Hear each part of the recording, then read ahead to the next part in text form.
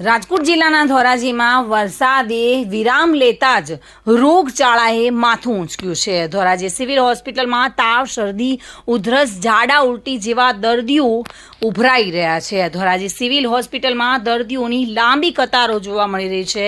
Civil હોસ્પિટલમાં દર્દીઓની સંખ્યામાં ધરખમ વધારો જોવા મળી રહ્યો છે। 300 દર્દીઓની ઓપીડી હાલ 700એ પહોંચી ગઈ છે। દરરોજે 700 જેટલા દર્દીઓની ઓપીડી નોંધાઈ રહી છે।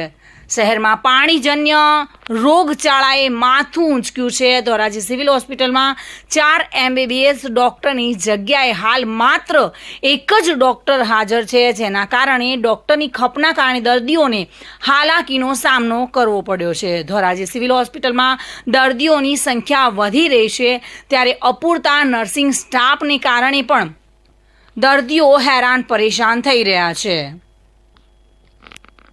હું ડોક્ટર વેસેટિયન એસડીએસ ધોરાજી ખાતે અધિક્ષક તરીકે ફરજ બજાવું છું। હાલની ઓપીડીની વાત કરીએ તો અમારી એવરેજ ઓપીડી 700ની આસપાસ હોતી હોય છે। એમાંથી જે નવા ફ્રેશ કેસીસ જોઈએ તો 35% ડાયરિયા અને વોમિટિંગ જોવા મળે છે, એ જે ખાસ કરીને પાણીજન્ય રોગો છે। અમારી હોસ્પિટલ ખાતે તમામ પ્રકારની ફેસિલિટી, ફિઝિશિયન, મેડિકલ ઓફિસર ઉપલબ્ધ છે।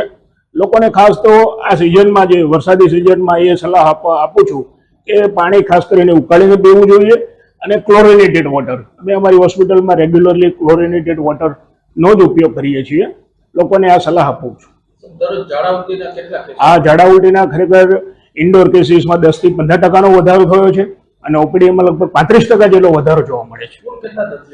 કુલ અમારે એવરેજ જોવા જઈએ તો હમણાં 700ની આસપાસ ઓપીડી હોય છે, એમાંથી 250 જેટલા ડાયરિયા વોમિટિંગ હોય છે। મેડિકલ સ્ટાફની અમારી પાસે નર્સિંગ સ્ટાફની શોર્ટેજ છે, ક્લાસ 4ની શોર્ટેજ છે અને જે મેડિકલ ઓફિસર કહી શકાય 4માંથી ફક્ત 1 જગ્યા ભરાઈ છે। તાજેતરમાં 3ના ઓર્ડર થયા છે। લેટ અસ હોપ એ જગ્યા ભરાય અને લોકોને અમે વધુ સારી રીતે સેવા આપી શકીએ। હા, વાયરલ ઇન્ફેક્શન, અપર રેસ્પિરેટરી ઇન્ફેક્શનના કેસીસમાં પણ વધારો જોવા મળે છે। વિમલ સોંદરવા સાથે bureau report, today Gujarati news.